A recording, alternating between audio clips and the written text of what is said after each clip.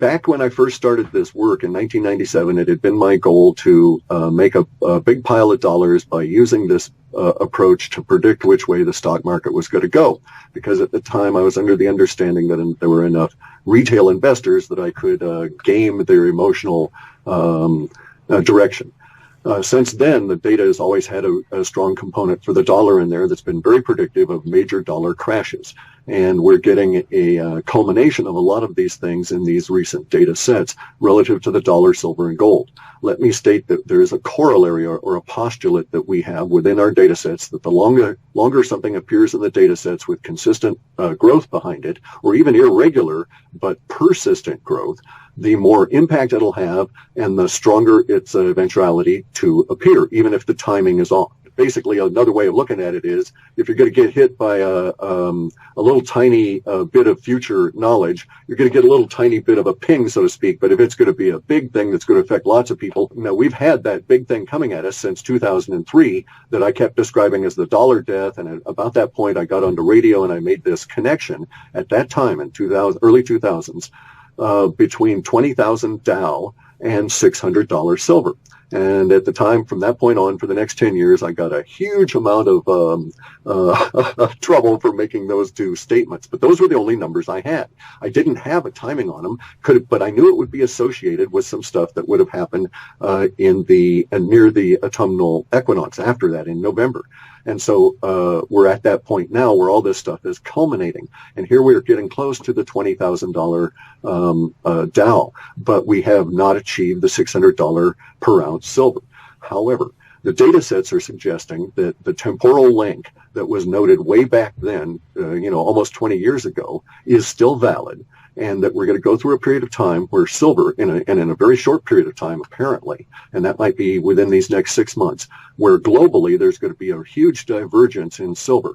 Now, the reason that we're concentrating on silver has to do with its value relative to the average paycheck globally, because people are not in a position, excepting in places like India and China, to buy gold.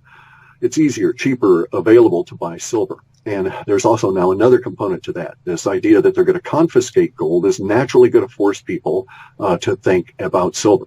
And so we get this emotional boom and boon for silver that begins almost on the very first day of January. I think it's probably the second or third trading day that we see this. And it's coincident with this rise in silver is coincident with a forecast rise in the price of Bitcoin and its forecast connection between that and the Dow at 20,000. Now, all those years back, our view of this particular time was not so granulated that we could say $20,000 Dow here and $600 silver 4 days later. We didn't have that. We had $20,000 and $600 per ounce silver clumped in something that we knew was an amorphous mass that was out a number of years, and that's as close as we had. But we knew those two were temporally tied together. Not temporarily, but temporally. They were tied together in time. And so now we're seeing all kinds of language come out about multiple $100 silver and the difference between them within our data sets. So the expectation is that we may see $125 an ounce silver. If we do see that here in the United States, the data is saying that the real price of that silver will be over $100 difference outside of our borders and may approach something closer to the real price of silver in our borders, but that it will be on a delivered in hand or gray market kind of a thing, and will not necessarily reflect what's going on to paper market. So the way that the data describes this, from the period of time that we start getting into this spread or this delta, that's $100 to $125. We have more data building in under those sets at the $600 level, but I don't have any new numeric values at 600. We have 125 is when, so we do have one number there. That's 125, and then we have another number of 345. If I'm doing the interpretation correctly, then what we will see here may be something like $25 silver in the U.S. paper markets, but $125 to get that same ounce of silver actually in your hand here in the U.S., but outside the U.S., somebody might be willing to pay $345 for that same ounce of silver should you be able to get it to them. and it'll be due to the way that in which our dollar and our paper system is structured and controlled. But that shows is lasting very few months. I mean, if I had to guess here, it doesn't appear to survive, say, much past the first part of August. Correct. The data sets basically say you just won't be able to get hold of any of it. So the whole market just is kind of moot. And now there's the rub. We have all kinds of language about, gold and silver taxation attempts at a form of confiscation in the broader global population. I have some hints that there's going to be those kind of attempts here in the United States as well. But I don't have any clear language as to when this is going to start, because we end up with this rather chaotic period that's going to be from linguistically, that's going to be through summer, northern hemisphere, which is going to include us. So from the summer solstice on through to the autumnal equinox, the end of September, is going to be a language period where we have as shown on that chart, we have our financial language into big release. That's a lot of people running around, releasing their emotions about what's going on. And I don't think it's a happy release.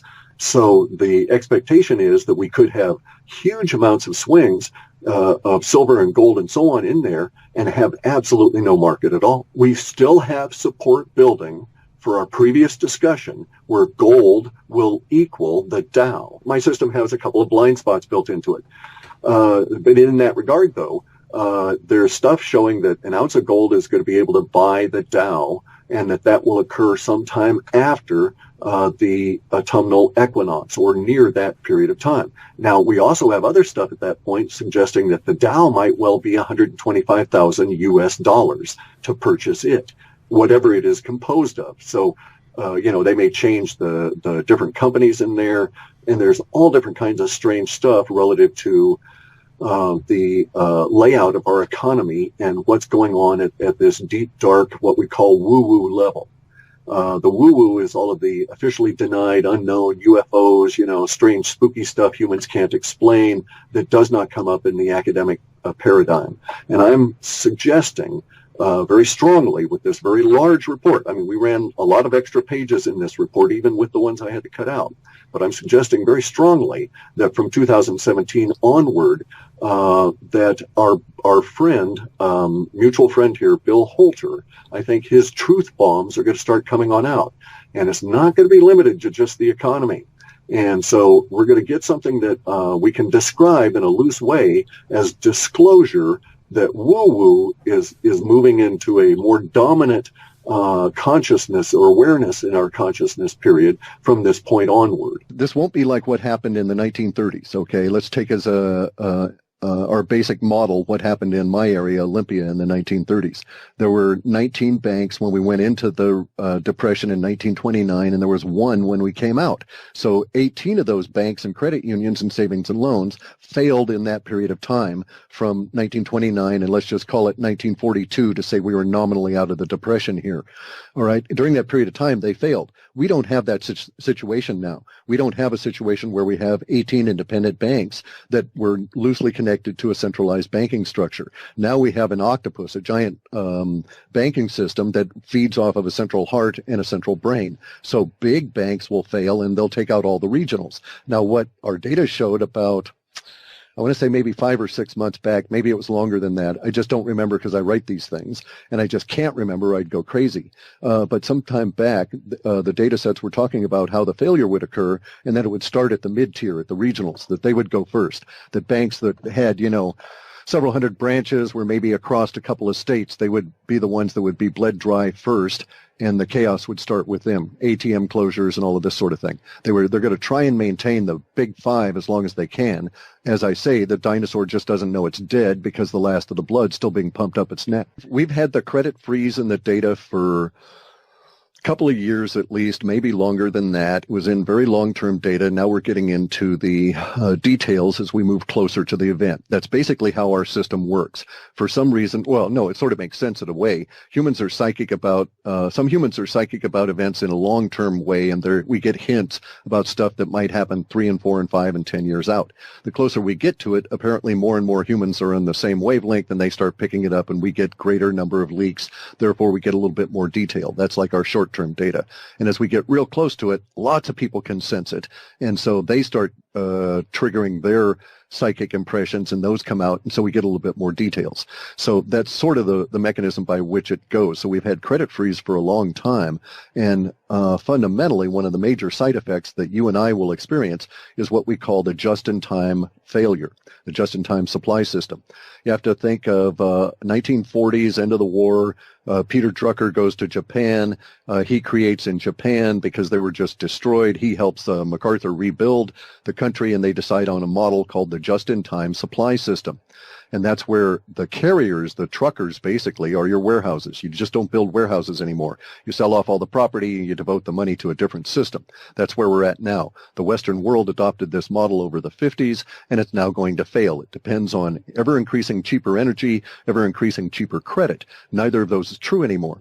So we won't be able to do that. In fact, it's already started to fail. The top shipper, second shipper globally, Hanjin, number 2 shipper of goods around the planet, is in bankruptcy and in chaos, and its ships are not hauling anymore. Doesn't seem to matter because no one's buying so much anymore here in the U.S. because of our problems with our money being so destroyed. But the credit freeze will take that up to the next level as number 3, 4, 5, and 6 and number 1 shippers fail. And then when they fail, they'll be failing under the impetus of they don't have credit to pay their employees nor to front the fuel costs, etc. So we're going to see real chaos as loads get ships and loads and crews become, abandoned and stuck in various ports, and the system breaks down all around the planet. And so that will be a very major concern, is the just-in-time supply system is going to fail. That's what the government's going to be responding to. They're not going to do much in the way of trying to deal with the foreclosure issues insofar as what we see in our data, because imagine, here's a scenario. Now, I'm not saying that all of the description here will be accurate, but this will give you an idea of what we're sort of looking at. Imagine a situation where Trump's being installed. He's not bringing in cronyism. He's not bringing in a giant mass of crony-connected, deep politicians. Therefore, these guys don't know a damn thing about running a giant government, which is not like running a real business.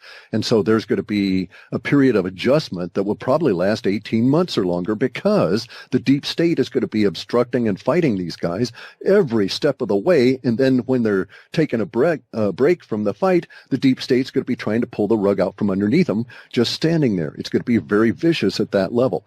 These individuals will not be able to address, that is to say, the people that are being brought into a new government will not be able to address the real problems that are besetting the populace in their fight with the occupying banks. And so at the same time, we're going to have the just-in-time supply system crash, because those same banks are the ones that fund this weird credit system that gets the McFries to you and, puts,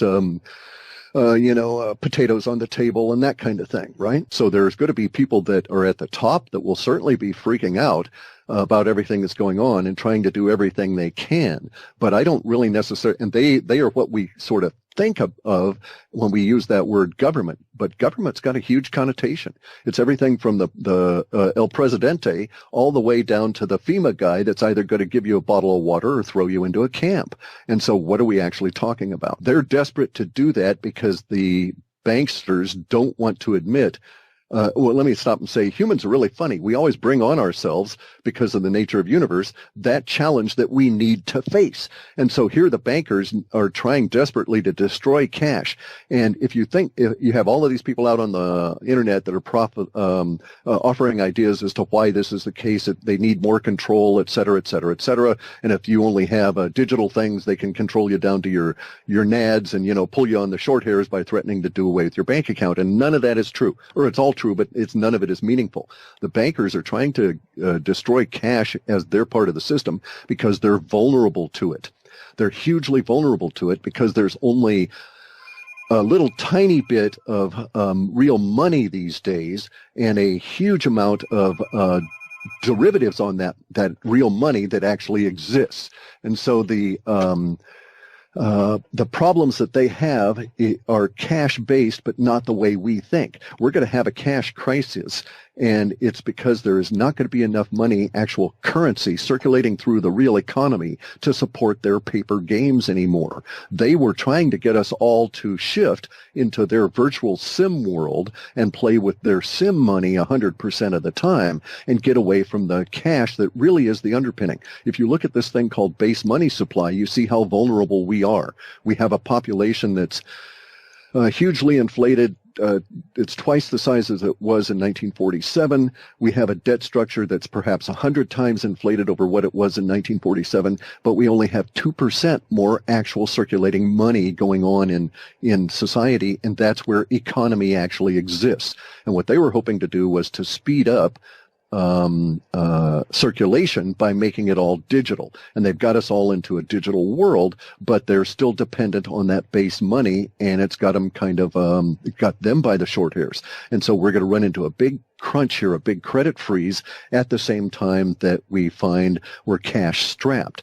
That same deflationary wave has caused hyperinflation in Venezuela, Argentina, Zimbabwe, Kenya, Hungary, Uzbekistan, and so on. And now it's about ready to hit Europe. It'll hit here probably March or April. We'll start getting into the hints of hyperinflation.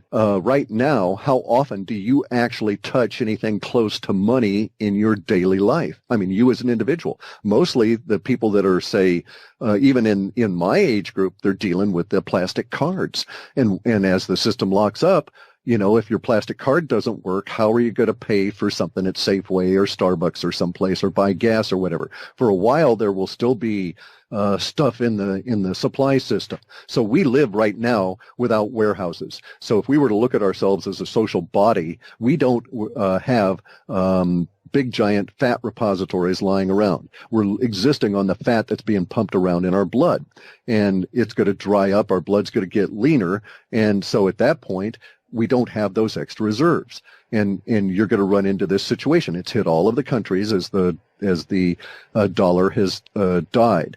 We're in an empire. The empire is based on the dollar, the way the British Empire was based on the pound sterling. We're replicating history. This happens all the time. Empires die from the periphery. Part of our periphery was Argentina, Venezuela, Greece, Hungary, all these countries that were dollar-based on their own currency. So we see it there first, so let us not be surprised when it hits, Florida, New Hampshire, California, et cetera, et cetera.